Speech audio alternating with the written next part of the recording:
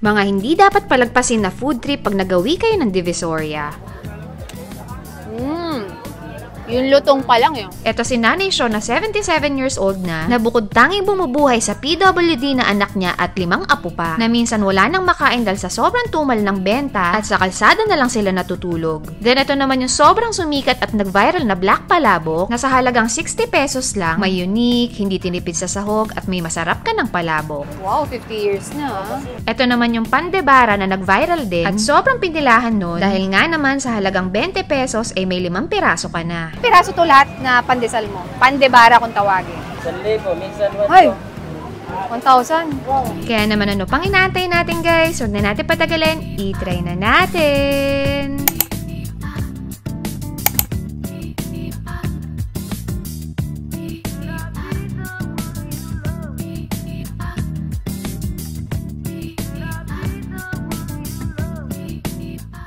Hi, Nay! Magandang umaga po. Ano po ulit yung pangalan niyo, Nay? Yun, Sean. Ilan taon na po kayo ulit, Nay?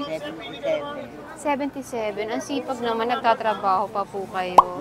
So, bali po, sino po kasama niyo sa buhay? Yan po. Yung anak niyo po? Oo. Isa, Tapos yung anak niya, ilan po yung anak niya? 5. 5. 5 po yung apo niyo. Isa lang po siyang anak niyo? Oo. Dalawa yan sila namatay mo. Okay, namatay isa. May asawa pa po ba kayo o wala na? Wala na. 53 lang ako nung mabiyuda. Wala na si tatay. Pero gano'n na po kayo katagal nakapwesto dito? Tagal na. Ano pa lang nun, wala pa asawa. Okay. Matagal na po. Pero dito po talaga yung pwesto niyo? Nagsimula po kayo ng business, mangga na po ba talaga? Kamusta naman po? Mabuti naman, kaya lang, pag matumal talagang nauubusan na po. Wala pong panggastos. Okay. So, buti po, may pangtinda kayo sa araw-araw. Minsan po, inutang. Ito, ang ko lang din po. Inutang lang po, Nay.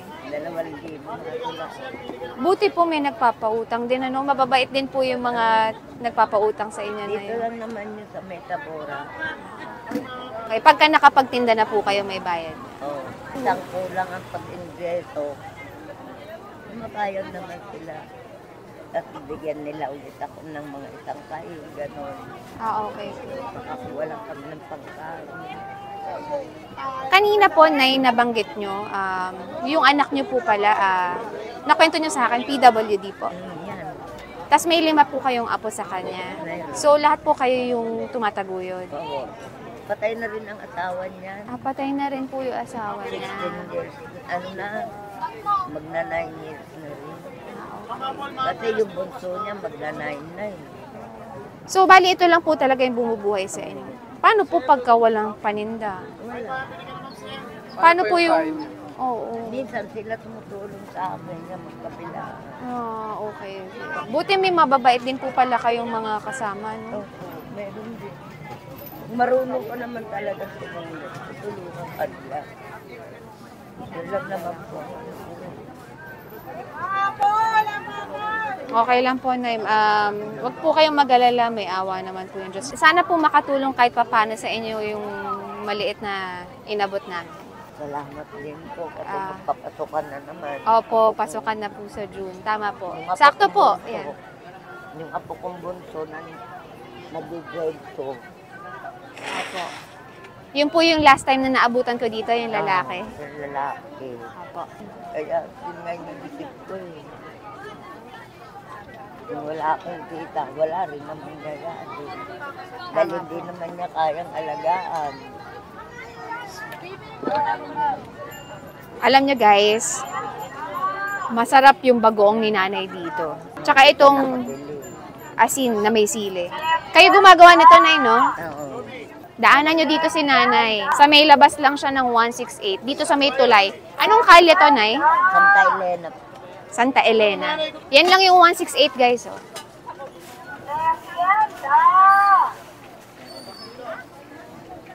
Pakikita ko na sa kanila kung gaano kasarap tong mangga ni nanay. Tikman na natin, no, Nay? Bisitahin niyo si nanay dito para maagang mapaubos. Kasi minsan, guys, anong tawag niya doon, Nay? Parang nahihinog na dahil matumal. Ayan, no, ganyan, ma'am. Okay. Ayan. Humihinog na dahil matumal nga. Kaya 50 na lang to, 5 piraso, no? So, kumbaga, lugi na si nanay para lang ma-dispose. So, bisitahin natin si nanay. O, try na natin. Hindi masyadong maasim to, ma'am, kasi Cambodia yan. Cambodia. So, may ibang klase ito. Yan ang piko. Maasim din konti yan. Piko. Ah, pico. Yun naman na hinog ko, kalabaw.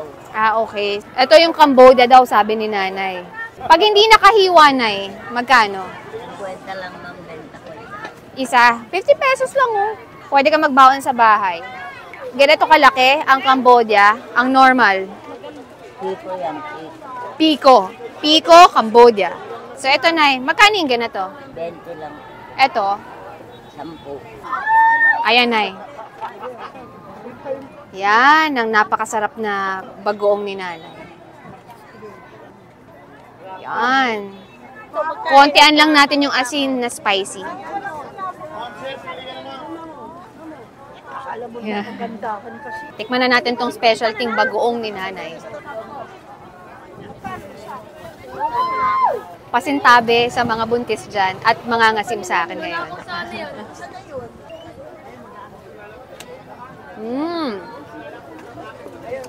Yung lutong pa lang yun. Hindi sobrang asim na pero nandun pa rin yung asim. Konti pa rin. May asim pa rin. Galing talagang Cambodia po. Oh, galing yun lang yung tawag. Hindi tumutubo rito sa Pilipinas. Oh, imported. Imported pala.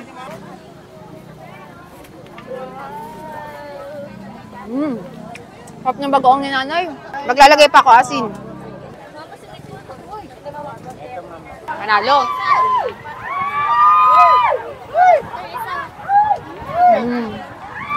Sarap. Actually guys, kung tatanungin niyo ako kung kalabaw o itong Cambodia, mas gusto ko to.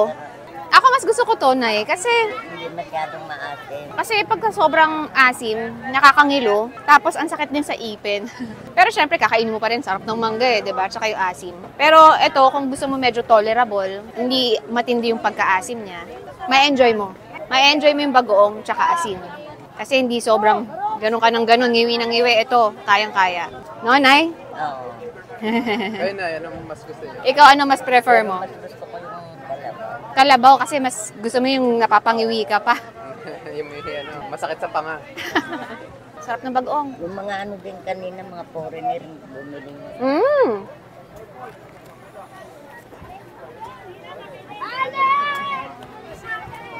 Oh. Manamis-namis pa siya guys, actually. Para sa 20 pesos, mag-e-enjoy kang kainin to. Kasi pagkakalabaw, matagal mong mamunch eh. Dahil sobrang asim niya, tsaka nakakangilo. Kailangan may pahinga in between ng mga kagat mo. Para sa akin lang kasi yun yung epekto sa akin pagka sobrang asim sa kalabaw.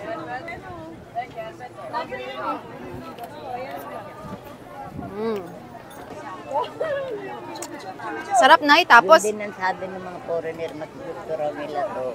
Oo. Kaysa sa manggang kalabaw. Tapos nahihinugan ka. Ano yun, Nay? Dahil konti yung tao pumupunta sa Divisoria o Talagang matumal. matumal ang mangga? Wala lang bumibili. Wala lang bumibili. Pa isa-isa, ganyan. Ah, okay. So, anong oras po kayo nakapwesto dito, Nay? Maga pa lang, dito na nga ako natutulog. Alas 7 ng umaga hanggang alas 7 ng gabi. Dito ako. Oh, nice. Santa Elena. Santa Elena, dito lang po sa Santa Elena. Labas ng 168 Labas Mall. na 168 Mall. Dito lang sa Mesulayo. Tama. Kayo po yung may pinakamasarap na bagoong dito sa Divisoria. Yun lang siguro. Sarap. Busin na natin. Enjoyin ko na to. Dayuhin niyo si nanay. Habang ine-enjoy natin yung mangga ni Nanay Sean, hanap pa tayo ng ibang pwede natin mapag-food tripan. Guys, merong may pinagkakaguluhan. Si Alex G. Nagpa-vlog sila.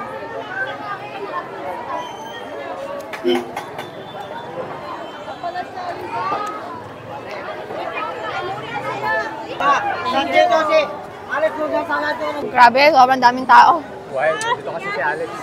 Alex G in the house. Whoop. Guys, papasok na tayo dito sa isang kalye, papunta sa Divisoria Mall. Haba inuubos natin itong mangga ni nanay, tara hanap pa tayo na pwedeng mapag-food tripan. Alam ko may masarap dun sa loob ng Divisoria Mall. Ang iyong sarili.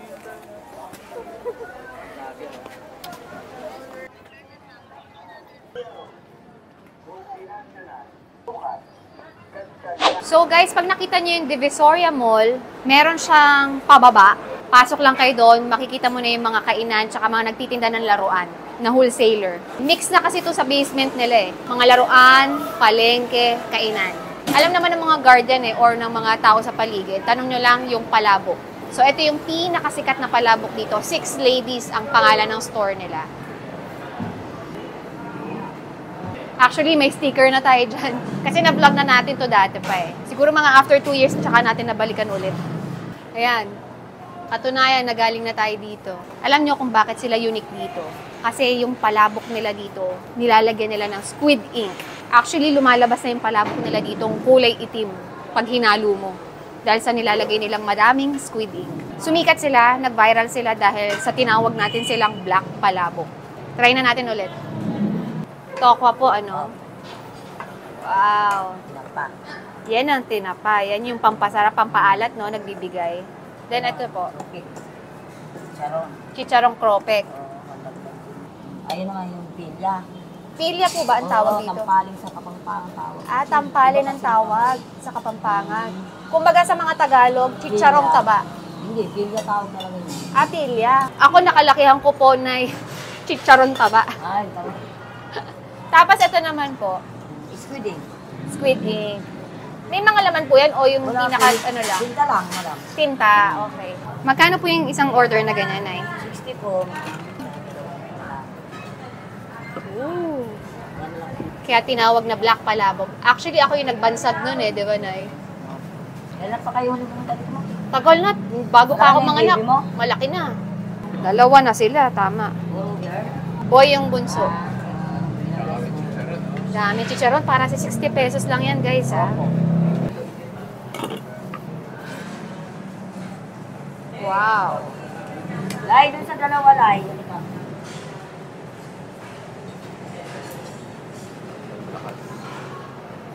Nay, gano'n na po katagal itong palabukan nyo dito? Alam ko, mga 50 years na po ito. Wow, 50 years na, ha? Kasi 90 na yung mayari dito, nasa 90. Oh.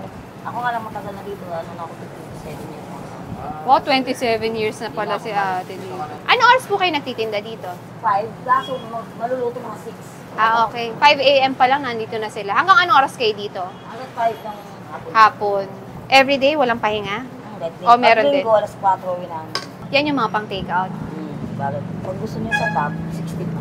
Ah, 65. Additional 5 pesos lang sa top. So, gaano po kadami yung ginagawa nyo palabok sa isang araw? Yung nauubos nyo? Mga siguro po, 7 kilo. 7 kilo? 7, 8. Yan. Ah, ngayon po, yun yung normal nyo. Pero nung nag-viral kayo, Mga 12, 13. 13 kilos.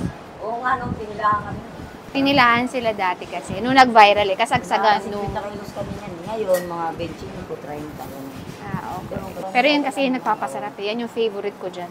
Sige, huwag na natin patagalin pa. Try na natin. 60 pesos lang. Pwede rin pala umorder ng bilao sa kanila.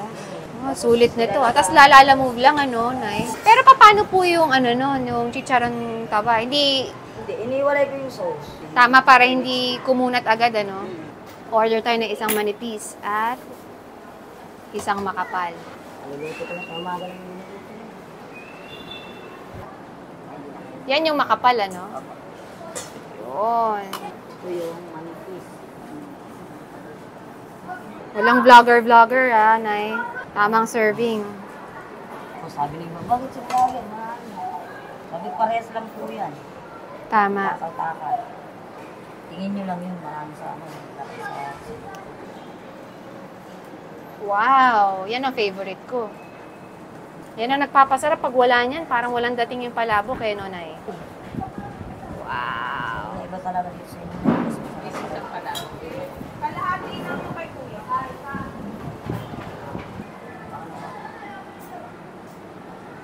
Yun. Yun, no? Wow! Literal na black palabok ng Divisoria. Bago ang lahat, huwag kalimutan ng kalamansi. Isa sa nagpapasarap din yan.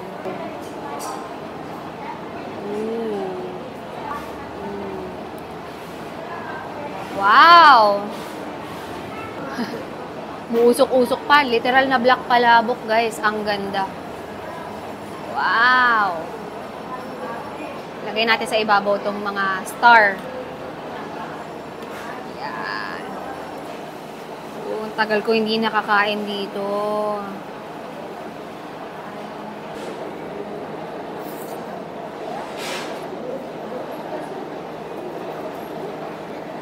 Dito guys, isa sa dahilan kung bakit gusto ko to, pati actually mommy ko eh. Kasi yung mommy ko yung nagturo sa akin na ito dito.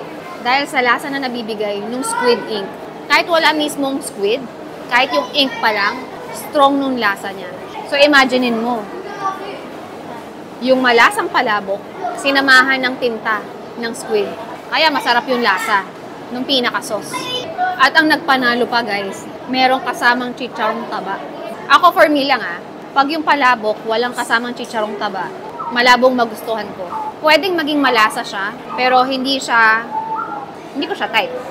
Pwedeng maging masarap siya or malasa, pero hindi siya yung bet kong palabok. Kasi para maging bet ko yung palabok, kailangan may chicharong taba. Dagdag sarap yan bukod sa may tinapa, chicharong propet, iba pag may chicharong taba.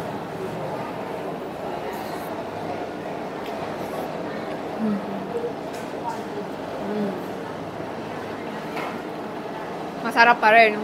Ito yung 60 pesos na super worth it. Para sa 60 pesos, ang sarap niya. Ang lupit nito guys.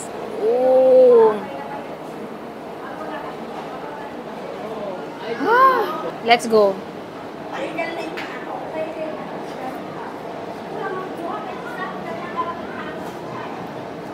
Actually guys, yung lasa niya, pag nirecommend mo, hindi ka mapapahiya.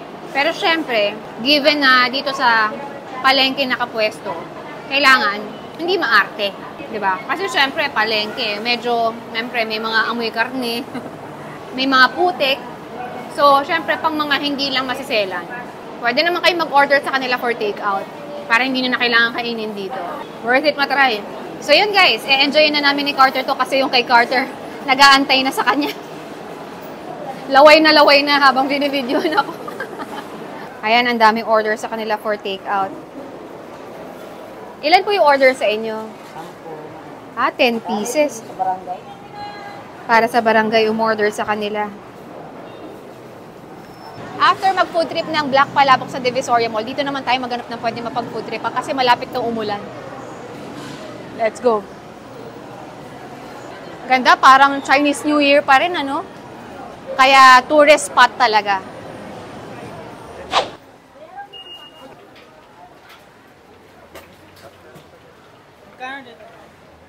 Makikita nyo si Kuya dito sa may labas ng 999. Ayan o. Dito lang siya sa labas.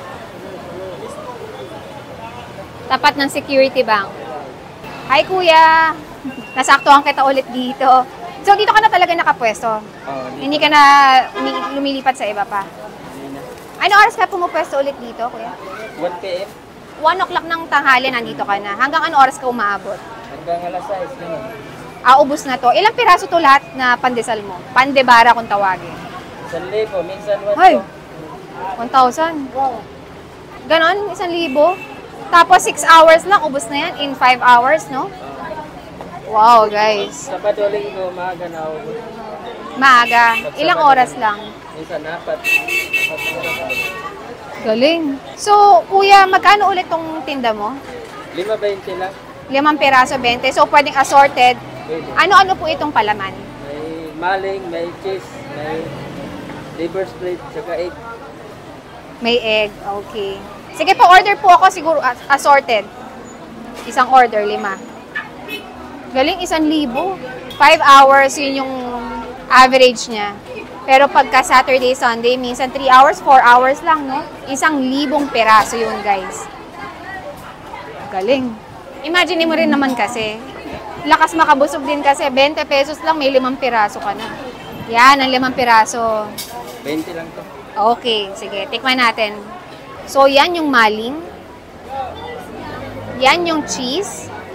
Liver spread. Egg. Tsaka ito, maling na may mayonnaise. So, sabi ni Kuya, kasi dati na-vlog na natin si Kuya eh. Ang gamit niya dati, ham lang. Ngayon, pinalitan niya maling. So, mas malasa. Mas masarap, guys. Para sa 20 pesos lang, 5 pan de bara na. Tsaka pag naglagay sila, 2 slice ng maling.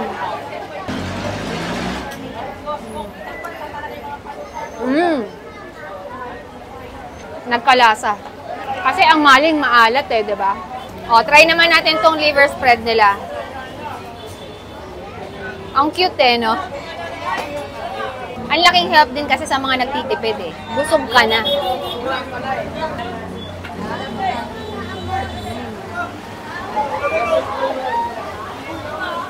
Try naman natin yung cheese lang, tsaka mayonnaise.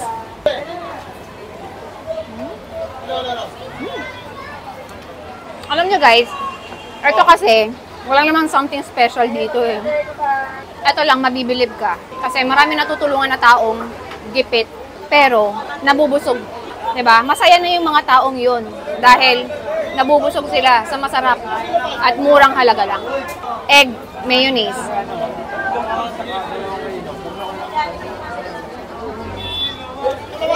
Malaking bagay. Kung ako papipiliin, ano mas nagustuhan ko dito sa 5? Pinaka nagustuhan ko, syempre, liver spread. Sumunod, maling. Next, egg. Tapos, syempre, yung cheese. Pinakahuli. 20 pesos lang, kaya tingnan mo, mayat maya may bumibili. Mayat maya.